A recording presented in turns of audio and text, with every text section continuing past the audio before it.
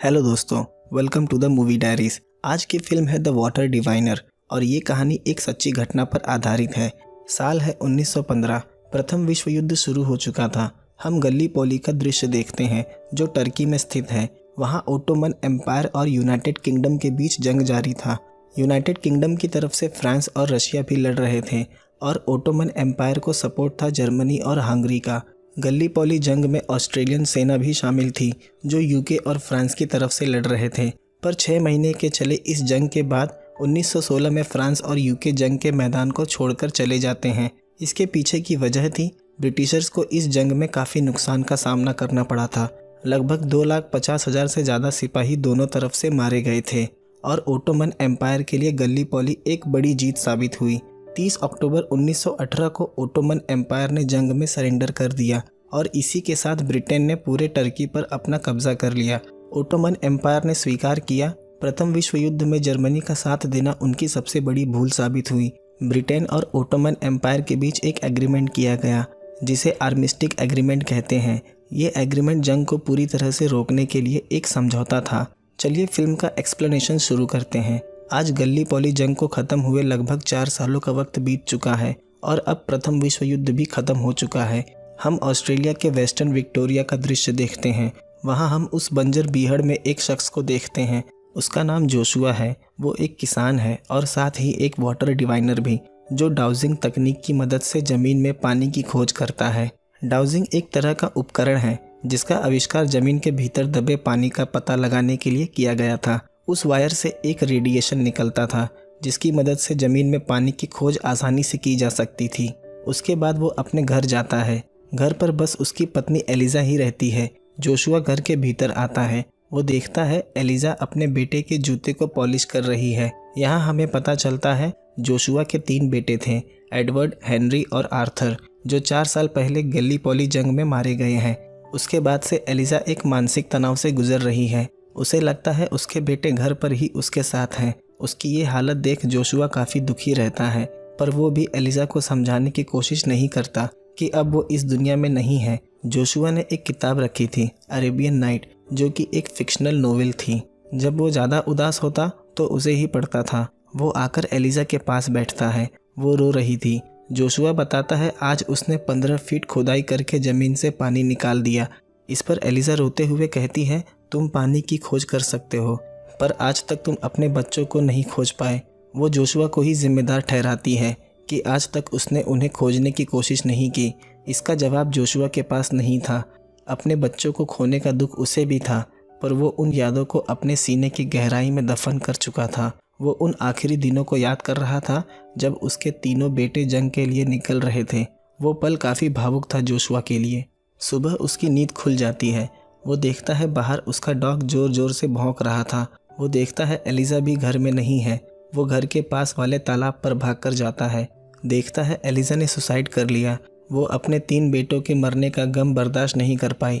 Joshua रोने लगता है। उसने कभी सोचा भी नहीं था वो पूरी तरह से अकेला हो जाएगा। अब वो फैसला करता है वो गल्लीपोली जाकर अपने बेटों के शव को लेकर आएगा और एलिजा के बगल में दफना देगा। शायद वो ये काम करके अपना बोझ हल्का कर सकता है। वैसे भी उसके यहाँ रहने की अब कोई वजह नहीं बची थी और वो एलिजा के ग्रेव पर उससे वादा करता है वो उन्हें ज़रूर वापस लेकर आएगा। दूसरे दिन जोशुआ पानी वाली शिप से टर्की के लिए निकल जाता है। उसके बाद हम टर्की के गल्लीपोली का दृश्य देखते हैं। ओटोमन एम्पायर ने अलाइड फोर्स को सरेंडर कर दिया है क्योंकि उन्हें भी लगा कि उन्होंने जर्मनी से हाथ मिलाकर बड़ी गलती की थी। अब टर्की में ब्रिटिश एम्पायर का कंट्रोल था। वहाँ ब्रिटिश ग्रेव रजिस्ट्रेशन यूनिट अपना काम कर रही थी। उनका काम था अलाइड फोर्स सोल्जर्स के बॉडी की पहचान करके उन्हें एक डिसेंट ब्यूरियल देना, क्योंकि गल्लीपोली युद्ध 1916 में समाप्त हो गया था और आज साल 1919 है। इसीलिए किसी सोल्जर्स की पहचान करना काफ़ी मुश्किल था। जो ब्रिटिश सोल्जर्स का जनरल है उसका नाम कैप्टन साइरिल है। साइरिल ही इस काम को लीड कर रहा था और वहाँ ओटोमन एम्पायर का जनरल भी आया था जो इस काम में उसका साथ दे रहा था। उसका नाम मेजर हसन है। यहाँ जोशुआ अभी भी बोट में है। वो अपने वाइफ और बच्चों के साथ बिताए हुए सभी पलों को याद कर रहा है और 3 महीने के लंबे सफ़र के बाद वो टर्की के इस्तांबुल शहर पहुँच जाता है। आज से पहले वो कभी किसी इस्लामिक देश में नहीं गया था। सिर्फ किताबों में ही उनके बारे में पढ़ा था। शिप से उतरते ही कई लोग उसे घेर लेते हैं ताकि वो उनके साथ होटल चलें, जिससे उनकी कुछ आमदनी हो जाए। उसमें से एक छोटा बच्चा भी था, उसका नाम ओरहान है। वो जोशुआ के पीछे लग जाता है कि वो उसके होटल चले। उसका काफ़ी खूबसूरत होटल है, पर वो ओरहान को मना करता कि उसे कहीं नहीं जाना है। पर ओरहान भी काफ़ी ज़िद्दी था। वहाँ जोशुआ एक ऑफिसर से मिलता है और बताता है कि उसे गल्लीपोली जाना है, पर वो ऑफिसर कहता है वहाँ किसी भी शख्स को जाने की परमिट नहीं है, तुम इस बारे में ब्रिटिश वॉर ऑफिस जाकर पूछताछ कर सकते हो। तभी ओरहान उसका बैग लेकर भाग जाता है और जोशुआ उसका पीछा करने लगता है। वो उस बच्चे पर काफ़ी गुस्सा हो गया था। ओरहान अपने होटल के बाहर आकर रुक जाता है। जोशुआ गुस्से में आकर उससे अपना बैग छीन लेता है। वो बताता कि यही मेरा होटल है। जोशुआ भी सोचता है इस बच्चे की बात भी ठीक है, वैसे भी उसे किसी न किसी होटल में रुकना ही होगा, क्यों न इसी होटल में रुका जाए।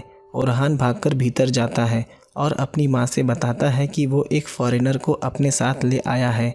वो इस घर में अपनी माँ के ही साथ रहता है। उसकी माँ का नाम आयशे है।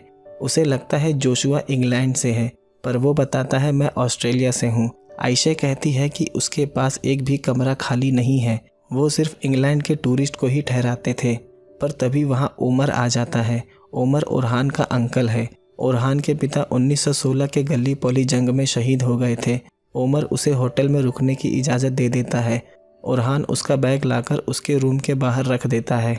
जोशुआ कहता है कल तुम मुझे वॉर ऑफिस ले चलोगे, उसके बाद मैं तुम्हें पैसे दूंगा। ओरहान मुस्कुरा कर कहता है वो उसे ज़रूर ले चलेगा। जोशुआ के चेहरे पर भी एक मुस्कान आ गई थी, क्योंकि उसे ओरहान में अपने बच्चों का बचपन दिख रहा था। आयशे के पिता भी उसके साथ ही रहता है। सुबह वो जोशुआ के कमरे में टॉवल ले जाती है। वहाँ वो आयशे से ओरहान की तारीफ़ करता है। तभी बाहर से अजान की आवाज़ आने लगती है। जोशुआ पर्दा उठाकर देखता है। वो आयशे से इसका मतलब पूछता है, क्योंकि उसे इसकी कोई जानकारी नहीं थी। वो बताती है ये एक तरह की प्रार्थना है जो पास के ही मॉस्क में हर रोज़ की जाती है। तुम्हें एक बार यहाँ के ब्लू मॉस्क को ज़रूर विज़िट करना चाहिए, वो काफ़ी खूबसूरत है। जोशुआ बताता है मैं यहाँ किसी काम से आया हूँ, मुझे गल्लीपोली जाना है। वो कहती है वहाँ अब कोई नहीं रहता सिवाय ज़मीन में दफन कंकालों के, और वो जाते वक्त कहती है कि मेरा बेटा इस काम में तुम्हारी कोई मदद नहीं करेगा। आयशे के मन में ऑस्ट्रेलियन लोगों के लिए नफ़रत है, क्योंकि उनसे ही मुठभेड़ के वक्त उसका पति जंग में मारा गया था। दूसरे दिन वो ब्रिटिश ऑफिस आता है। वहाँ वो उस ऑफिसर को अपने तीनों बेटों की तस्वीर दिखाता है और उन्हें ढूंढने के लिए गल्लीपोली जाना चाहता है। वो ऑफिसर कहता है वहाँ जाकर भी तुम्हें कुछ नहीं मिलेगा, क्योंकि वहाँ की ज़मीन लाशों से भरी है। सोल्जर्स, घोड़े और खच्चर सब वहीं एक साथ दफन है, और वो जोशुआ को परमिट देने से मना कर देता है। वहाँ वो बाहर देखता है एक तुर्किश रैली चली आ रही है। ये ओटोमन एम्पायर के कुछ लोग हैं जो ब्रिटिशर्स के विरोध में थे। ओरहान उसे लेकर ब्लू मॉस्क आ जाता है। फिर वो दोनों घर आ जाते हैं। आयशे ओरहान पर नाराज़ हो जाती है, क्योंकि उसने जोशुआ के साथ जाने से उसे मना किया था। वो इस बात के लिए जोशुआ को काफ़ी कुछ सुनाती है, पर जोशुआ उसका कोई जवाब नहीं देता। वो ओरहान को उसके दिए हुए पैसे लौटाने के लिए कहती है और चली जाती है, पर जोशुआ वो पैसे नहीं लेता। वो कहता है ये हमारे बीच एक राज रहेगा। दूसरे दिन सुबह वो ब्रेकफास्ट पर बैठा होता है। तभी आयशे के पिता उससे तुर्किश भाषा में बात करने लगते हैं, पर जोशुआ को कुछ समझ नहीं आ रहा था। वहाँ आयशे आ जाती है। वो उसकी वाइफ के बारे में पूछती है। वो बताता है अब वो इस दुनिया में नहीं है और उसने अपने 3 बेटों को भी जंग में खो दिया है। आयशे को उसके लिए काफ़ी दुख होता है, क्योंकि उसका बर्ताव भी जोशुआ के प्रति काफ़ी रूखा था। वो कहती है बिना पेपर्स के तुम गल्लीपोली नहीं जा सकते। तुम्हें चनक शहर से वहाँ तक की बोट मिल जाएगी। अगर तुम फिशरमैन को अच्छे पैसे दोगे तो वो तुम्हें वहाँ तक लेकर चला जाएगा। दूसरे दिन वो गल्लीपोली के लिए निकल जाता है। ओरहान भागकर उसके पीछे आता है। वो अपने पिता की तस्वीर उसे दिखाता है और कहता है अगर उसके पिता मिले तो उन्हें घर आने के लिए कह देना, हम उनका इंतज़ार कर रहे हैं। जोशुआ को अब तक लग रहा था होटल में जो शख्स है वही उसका पिता है, पर ओरहान बताता है वो उसके अंकल है। ओरहान को नहीं पता है कि जंग ख़त्म हो चुकी है और उसके पिता अब इस दुनिया में नहीं है, पर जोशुआ उसका दिल रखने के लिए वो तस्वीर अपने पास रख लेता है और वहाँ से चला जाता है। दूसरे दिन बोट से वो गल्लीपोली पहुँच जाता है। ब्रिटिश सोल्जर्स आकर उसे कैप्टन साइरिल के पास ले जाते हैं, क्योंकि उस जगह किसी सिविलियन को जाना अलाउ नहीं था। साइरिल उसके तीनों बेटों के लिए दुख जताता है। वहाँ मेजर हसन भी बैठा था। साइरिल कहता है यहाँ 8 माइल्स तक सिर्फ ट्रेंचेस ही हैं और वहाँ हजारों लाशें दबी हैं जिसमें किसी को ढूंढ पाना काफ़ी मुश्किल है, और वो जोशुआ को यहाँ से चले जाने के लिए कहता है। उसके बेटों की तस्वीर नीचे गिर जाती है। मेजर हसन उसे उठा के देता है।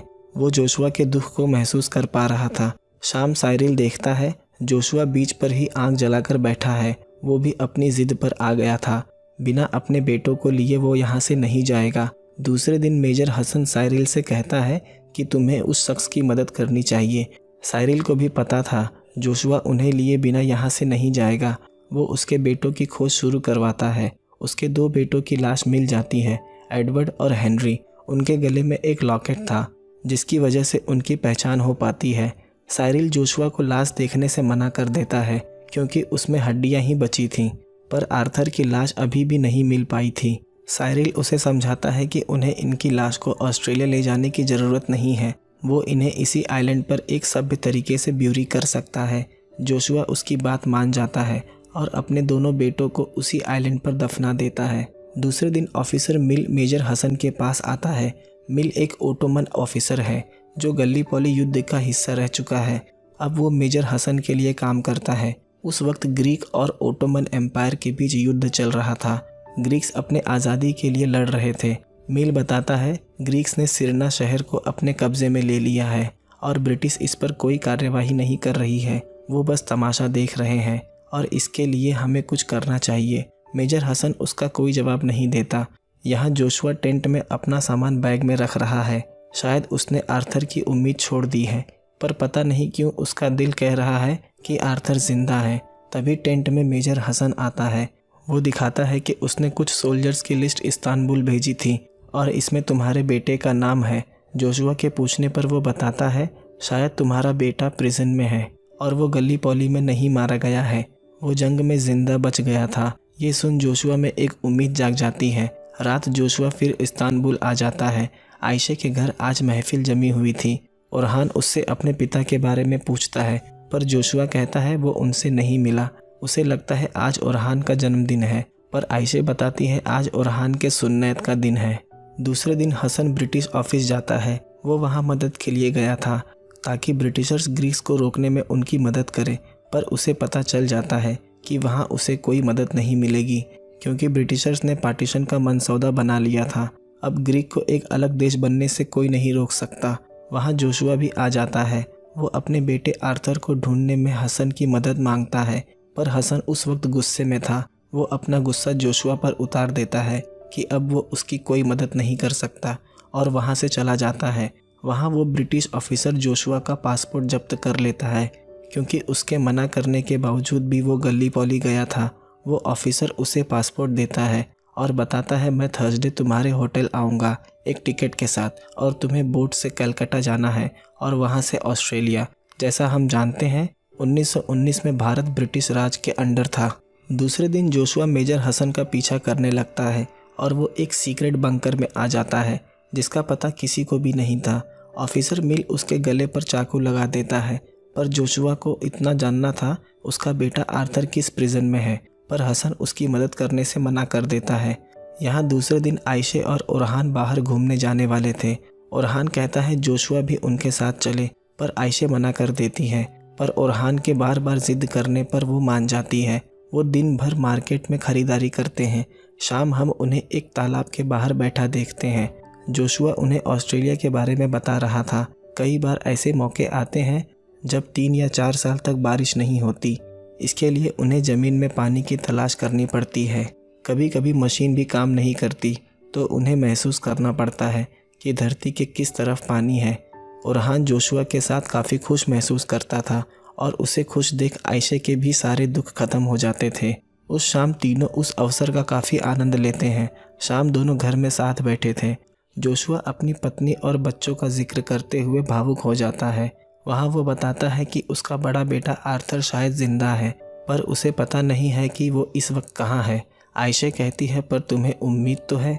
जोशुआ कहता है जिस जगह से मैं आया हूँ वहाँ उम्मीद एक आम सी बात है, जहाँ सब कुछ उम्मीद पर ही टिका है।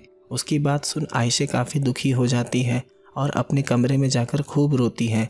वो अपने हस्बैंड को याद कर रही थी, पर साथ उसे ये भी पता था जंग में सिर्फ उसने अपने पति को खोया है, पर जोशुआ ने अपना पूरा परिवार खो दिया था। दूसरे दिन हम देखते हैं आयशे के पति का भाई ओमर उसे काफ़ी वक्त से अपने साथ शादी करने के लिए मजबूर कर रहा था, पर वो ये शादी नहीं करना चाहती है क्योंकि उसने ओरहान को अभी तक नहीं बताया है कि उसके पिता अब इस दुनिया में नहीं है और ओमर पहले से शादीशुदा है, पर उसके कोई बच्चे नहीं हैं। इसीलिए वो आयशे को शादी के लिए मजबूर कर रहा है। वो उससे थोड़ा वक्त मांगती है कि उसे पहले ओरहान से बात करनी होगी। दूसरे दिन जोशुआ ब्रिटिश हॉस्पिटल जाता है, शायद उसे वहाँ आर्थर की जानकारी मिल जाए, पर उसे निराशा हाथ लगती है। उसके सभी रास्ते बंद हो चुके थे। होटल में जोशुआ आयशे के साथ बैठा होता है, तभी वहाँ ओमर आ जाता है। वो उसे अपने साथ लेकर चला जाता है क्योंकि आज उसे जवाब चाहिए। उसका दिया हुआ वक्त ख़त्म हो गया है और अगर वो ओरहान से नहीं बताएगी तो ओमर उसे ये खुद बता देगा। आयशे उसे ऐसा करने से मना करती है, पर वो ओरहान से बता देता है उसके पिता अब इस दुनिया में नहीं हैं और उसकी माँ ने उससे अब ये बात छिपा कर रखी थी। ओरहान रोते हुए वहाँ से चला जाता है। आयशे इस बात के लिए ओमर से हाथापाई करने लगती है। ओरहान रोता हुआ आता है और जोशुआ से लिपट जाता है। वो सुनता है भीतर से काफ़ी आवाज़ें आ रही हैं। वो जाकर देखता है ओमर आयशे को मार रहा था। जोशुआ ओमर पर हाथ उठा देता है। ओमर को लगता है इनके बीच कुछ चल रहा है। वो गुस्से में वहाँ से चला जाता है। आयशे जोशुआ पर नाराज़ हो जाती है। वो कहती है उसके पारिवारिक मुद्दों में उसे दखल देने का कोई हक नहीं है। जोशुआ कहता है मैं तुम लोगों की बस मदद करना चाहता था। आयशे कहती है जो अपने परिवार की मदद नहीं कर पाया वो हमारी मदद कैसे करेगा। ये सुन जोशुआ के मन पर काफ़ी चोट पहुंचती है। वो गुस्से में उसे होटल छोड़कर चले जाने के लिए कहती है। जोशुआ अपना बैग लेकर नीचे आता है। वो देखता है सीढ़ियों पर ओरहान बैठा है। वो उसे जाने से मना करता है। जोशुआ उसे अपनी किताब अरेबियन नाइट निकाल कर देता है, जो उसके सबसे करीबी चीज़ों में से एक थी, और वो वहाँ से बाहर आ जाता है। तभी ओमर कुछ लोगों के साथ मिलकर उस पर हमला कर देता है। वहाँ ऑफिसर मिल अपने कुछ आदमियों को लेकर वहाँ आ जाता है। वो ओमर को रोक देता है। अगर उसने एक कदम और आगे बढ़ाया तो अंजाम बुरा होगा। हसन ने जोशुआ के लिए बुलावा भेजा था। मिल उसे लेकर हसन के पास जाता है। हसन बताता है तुम्हारे बेटे को शायद अफ्योन प्रिजन में ले जाया गया होता, पर वो एक अंदाजे से कह रहा था, उसे पूरा यकीन नहीं था। हसन बताता है कल हम ईस्ट से अंकारा तक सफ़र करने वाले हैं। मुस्तफ़ा केमल एक बड़ी आर्मी खड़ी करवाने वाले हैं जो मिलकर ग्रीक सोल्जर्स का मुकाबला करेंगे। रात हसन ने एक छोटा सा जश्न रखा था। जोशुआ के पूछने पर हसन बताता है ये जश्न टर्की के भविष्य के लिए है। रात दोनों साथ बैठे होते हैं। उस रात दोनों में काफ़ी बातें होती हैं। दोनों अब एक अच्छे दोस्त भी बन गए थे। वहाँ से जोशुआ होटल वापस आ जाता है क्योंकि जब ओमर ने उस पर अटैक किया था तो उसका बैग वहीं गिर गया था। आयशे उसे बताती है ओरहान ने उसका बैग उठाकर कमरे में रख दिया है। वो उस दिन के लिए माफ़ी मांगती है। वो गुस्से में काफ़ी कुछ कह गई थी।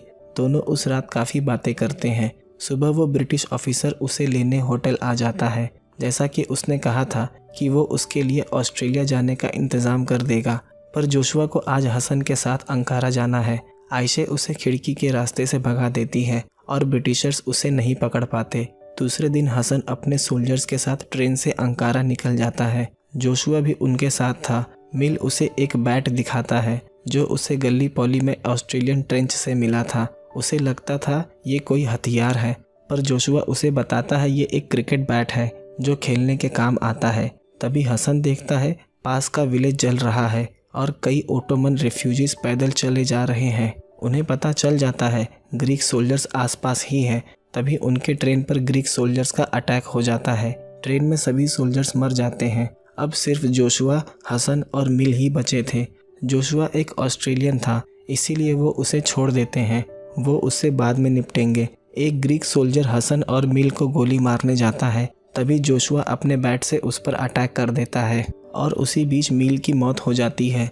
जोशुआ और हसन उनका घोड़ा लेकर अफ्योन निकल जाते हैं। शायद आर्थर वहीं है।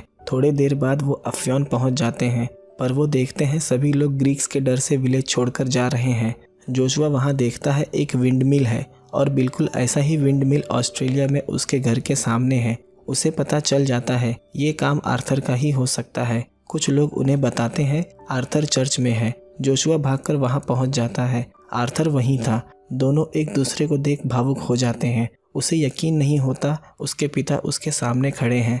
वहां वो अपनी माँ की खबर सुनकर दुखी हो जाता है। जंग में जाते वक्त उसने अपने पिता से वादा किया था वो अपने दोनों भाइयों का ख्याल रखेगा, पर उसने वो वादा नहीं निभाया। आर्थर अपने जंग के उस दिन की बात बताता है। वो घायल हो गया था और हेनरी और एडवर्ड उसकी मदद को आए थे, पर उन दोनों को भी गोली लग जाती है जिससे हेनरी की तुरंत मौत हो जाती है। पर उसका छोटा भाई एडवर्ड अभी भी जिंदा था, पर वो काफ़ी दर्द में था। वो आर्थर की तरफ देख कहता है वो उसे इस दर्द से आज़ाद कर दे। ये सुन वो दुखी हो जाता है और वो अपने भाई को इस तरह से तड़पता नहीं देख पाता और उसे शूट कर देता है और वो काफ़ी रोता है। तब से आज तक आर्थर इसी गिल्ट में जी रहा है। ये सुन जोशुआ भी रोने लगता है, पर आर्थर अब घर जाने से मना करता है। पर जोशुआ उसका गिल्ट ख़त्म करने के लिए सारी वजह खुद पर ले लेता है। तभी वहाँ ग्रीक सोल्जर्स आ जाते हैं। जोशुआ आकर हसन के गले लगकर अलविदा कहता है और हसन अंकारा के लिए निकल जाता है। यहाँ जोशुआ आर्थर के साथ ऊपर की तरफ भागने लगता है क्योंकि यहाँ से निकलने का रास्ता वही है। ग्रीक्स उनका पीछा करने लगते हैं। ऊपर एक ड्रेन था जिसमें से पानी बह रहा था जो नदी में जाकर मिलता है। आर्थर जोशुआ को कूदने के लिए कहता है पर वो साथ नहीं आएगा। जोशुआ कहता है अगर तुम नहीं आओगे तो मेरे पास भी जाने की कोई जगह नहीं है। आर्थर उसकी बात मान जाता है। दोनों उस ड्रेन में कूद जाते हैं और वहाँ से निकलने में कामयाब हो जाते हैं। दूसरे दिन जोशुआ आर्थर को लेकर होटल आता है। ओरहान उसे वहाँ देख काफ़ी खुश होता है। वो बाहर जाकर बैठता है। आयशे उसके लिए कॉफ़ी लेकर आती है। जोशुआ देखता है वो कॉफ़ी काफ़ी मीठी है। वो आयशे की तरफ देखता है। वो उसे देख मुस्कुराती है। अब वो जोशुआ को पसंद करने लगी थी। वो भी आयशे की फीलिंग को महसूस कर रहा था और फिल्म इसी दृश्य के साथ ख़त्म हो जाती है। दोस्तों, प्रथम विश्व युद्ध में 1914 से लेकर 1918 तक 37 मिलियन से ज़्यादा सोल्जर्स मारे गए थे। 8 मिलियन से ज़्यादा सोल्जर्स लापता हो गए जिनका आज तक कोई पता नहीं चला। कहीं किसी रिकॉर्ड्स में भी उनका नाम नहीं है, पर यह तय है उनकी भी मौत हो गई होगी। और ये फिल्म उन्हीं सोल्जर्स को समर्पित करने के लिए बनाई गई है जिनका आज तक कोई पता नहीं चला, पर आज भी वो अपने परिवारों के दिलों में ज़िंदा है। दोस्तों, अगर आपको ओटोमन एम्पायर के बारे में और जानना है तो इसके बारे में आप और रिसर्च कर सकते हैं, जो उस वक्त दुनिया के बड़े एम्पायर्स में से एक था। दोस्तों, अगर कहानी पसंद आई हो तो वीडियो को लाइक, शेयर और चैनल को सब्सक्राइब ज़रूर कर दें। मिलते हैं अगले वीडियो में एक नए एक्सप्लेनेशन के साथ।